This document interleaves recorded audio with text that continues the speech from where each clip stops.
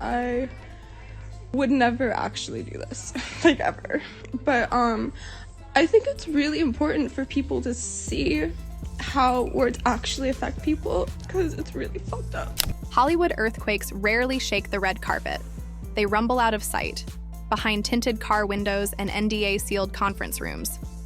One day, an A-lister is selling pastel-washed sisterhood quotes on Instagram.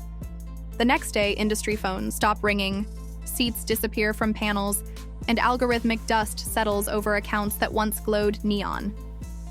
Enter Blake Lively, a starlet whose perfectly curated women-supporting women brand shattered without a single headline explosion. Everybody always praised for how beautiful she is, how ideal looking she is, was brought to tears by so many people on Twitter.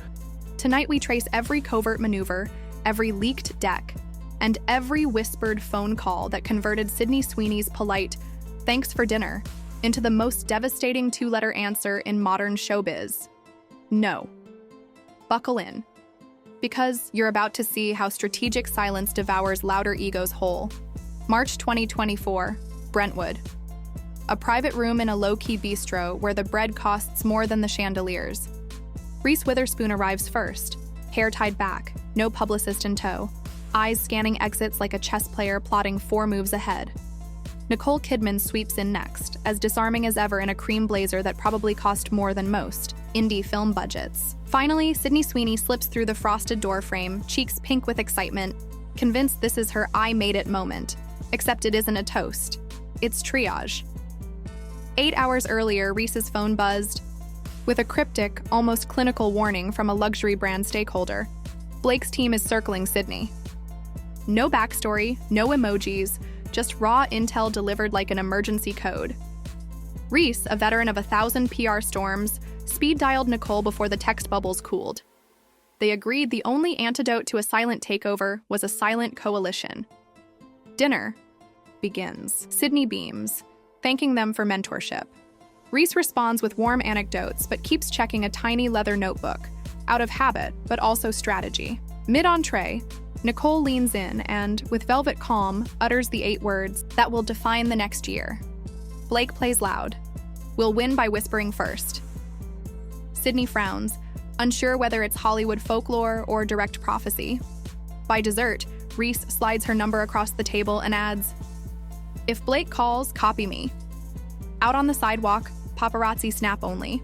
1 hazy shot, 3 blondes, and 1 brunette under string lights. Instagram gossip pages label it a girl boss dinner. Nobody suspects the rescue mission in progress. And Sydney? She goes home thinking her idols just welcomed her into the club, not realizing they'd actually pulled her out of a trap. Blake Lively doesn't just knock on opportunity's door. She drafts a lease, paints the foyer pink, and stages a photo shoot before anyone notices the house keys. 72 hours after the Brentwood dinner, a streaming platform development exec opens an email flagged high priority. Attached, a gorgeously typeset deck, spot varnish cover, mood board, collages, budget lines, timeline, and a slick logline promising 2 complicated women bound by ambition. One of those women, per the deck, is Sydney Sweeney. Problem: Sydney hasn't read a single page. Reese hasn't seen the deck. Nicole's team definitely hasn't issued a release. Blake's name, however, is stamped like a designer logo on every slide. Executive producer, star, marketing linchpin. The deck ricochets across industry inboxes faster than embargoed Oscar screeners, and within half a day, Variety runs a blind item about an A-list actress packaging a Gen Z darling for an awards bait limited series. The dots connect themselves. Sydney finds out by accident. Her agent forwards the PDF with a question mark emoji. She scrolls in disbelief, pauses at a slide quoting her commitment to exploring nuanced female rage, a quote she never gave. Meanwhile, Blake's publicist schedules influencer calls, whispering that Sydney is thrilled to join forces. 2 texts later, Sydney's confusion morphs into alarm. She messages Reese, "I didn't sign anything. What is this?" Reese replies in under 30 seconds. Hold tight. This is step 1 of their playbook.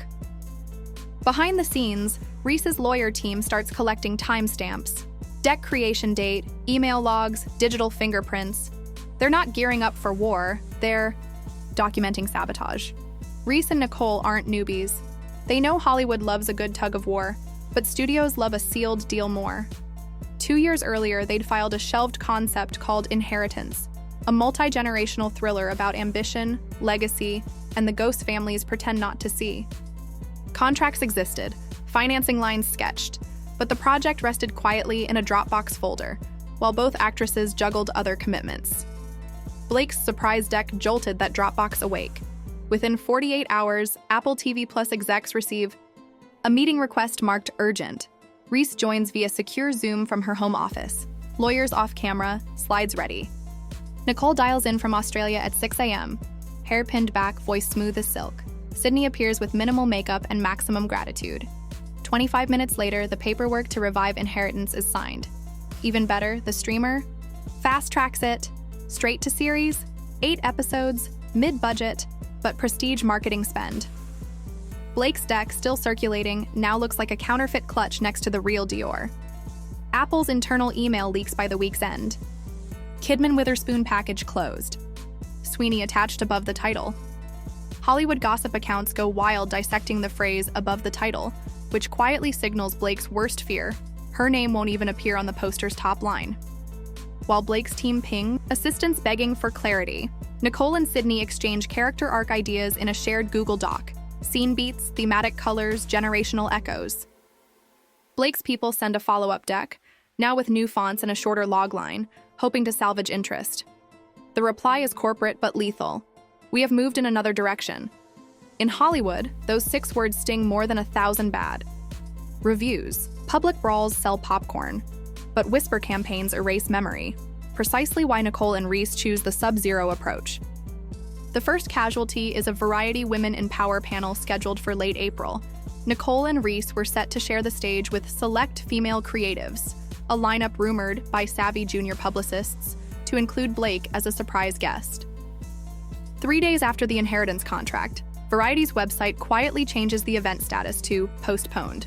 Within 12 hours, the landing page disappears entirely, redirecting to a generic careers blog. No statement, no apology, just vapor. Next goes the influencer ecosystem. Stylists who once plastered a styled by me under Blake's carpet look stop tagging her. One sneaker brand quietly archives a sponsored video. A jewelry house shifts marketing focus to sustainability and ditches Blake's pastel-toned shoot. Social media analysts notice a 42% engagement dip on Blake's feed inside 10 days. The algorithm interprets silence as irrelevance. Explore page exposure plummets. Meanwhile, Reese's book club account posts a cryptic quote, "Legacy is what remains when applause fades." Fans speculate it's about career growth. Insiders read it as a velvet-gloved warning. In Beverly Hills brunch circles, power agents whisper the 2 most ominous words in showbiz. Is she over? When charm campaigns crumble, some PR teams reach for cashier's checks. Enter a marble white envelope delivered to Sydney's home by an unmarked courier. Inside, a lucrative buyout, mid-7-figure payout, 18-month non-disclosure, mandatory social silence regarding any potential professional misunderstandings, plus a hush clause forbidding mention of Blake's name in interviews for 2 full award seasons. The cover letter tries for warmth. Out of respect for everyone's creative journeys, Sydney's reaction is quietly legendary. She invites her lawyer, her mother, and 2 childhood friends to her kitchen table, reads the contract aloud, then asks, "Does accepting money for silence feel like the future I want?" The answer, unanimous, is no. She folds the contract once, places it back in the envelope, and instructs her assistant to return it with a handwritten sticky note. "I'm already booked." News of the refusal leaks faster than the contract reached her doorstep. Within 48 hours, the hashtag #SheDidn'tSign outpaces a Kardashian pregnancy rumor. TikTok users dissect body language cues from old red carpet clips. Reddit? Threads compile timelines showing Blake's alleged pattern of buddy up, brand swap, erase. Even mainstream outlets pick up the story, framing Sydney's refusal as a post-Me Too masterclass in boundary setting. Sydney issues no statement. Her silence amplifies the roar. As Blake's package collapses, another storm brews. Director Justin Baldoni files a countersuit over licensing squabbles tied to It Ends With Us. Court documents accuse Blake's camp of behind-the-scenes reputational coercion, aimed at shifting blame for budget overruns. Pundits salivate. Suddenly, Blake's pastel brand has jagged black edges. Ryan Reynolds, master of self-deprecating PR, tries to lighten the mood with a late-night cameo, joking that he has more Google alerts for defamation than Deadpool. Sequels. Audiences laugh, shareholders don't. Two financiers quietly pull capital from his upcoming heist comedy, citing public perception volatility. Industry newsletters refer to the phenomenon as Reynolds drag, the risk of being married to a headline spiral. Meanwhile, Variety's legal desk uncovers a chain of cease and desist letters Blake's lawyers fired off to mid-level. Gossip bloggers. The move backfires spectacularly. Every tiny blog posts the letter in full, generating a Hydra effect. For each rumor suppressed, two fresh ones appear. Blake's name is no longer trending for style inspo. It's trending under PR Meltdown Watch. While Blake fights digital shadows, Sydney is waist-deep in real mud on a North Carolina back road, shooting Inheritance's pivotal farm sequence. Nicole stands off-camera, barefoot in damp grass, coaching line rhythm like an orchestra conductor. Reese arrives with warm biscuits for the crew and a quiet note from Apple. Final, budget bump approved. Evidence the streamer smells awards. Nightly, the trio workshop scenes in a rented farmhouse, candles flickering, index cards littering the table. Word leaks that Sydney is also executive producing episode 6. Trade journals marvel at her negotiation skills. Fan accounts create side-by-side graphics, from uncredited cameo to co-EP in 18 months. The contrast with Blake is savage. One actress grapples to stay in the frame. The other writes herself into the credits. When Apple quietly uploads its Q3 slate, the logline reads, "Inheritance? What if everything you gained cost you the truth?" Within minutes, Film Twitter decides it's a subtle dig at pastel-filtered empowerment narratives. Pre-orders on Nicole's back catalog surge. Reese's production newsletter gains 40,000 new subscribers overnight. Sydney posts a single, sunset photo caption, "Work Speaks." It racks up 2 million likes in 6 hours, double Blake's peak engagement from 2019. Blake Lively's downfall wasn't a fiery spectacle. It was a controlled implosion executed in whispers. No lawsuits televised, no epic Twitter threads, just doors that no longer opened, phones that never returned calls, and a spotlight that decided someone else looked brighter. Nicole Kidman and Reese Witherspoon understood the new currency: strategic silence. Sydney Sweeney proved that the most dangerous word in Hollywood is no, especially when paired with unstoppable determination and allies who trade. Applause for action. In an era obsessed with viral noise, the industry's sharpest scalpel remains mutinous, and Blake learned that volume doesn't win if no one's listening.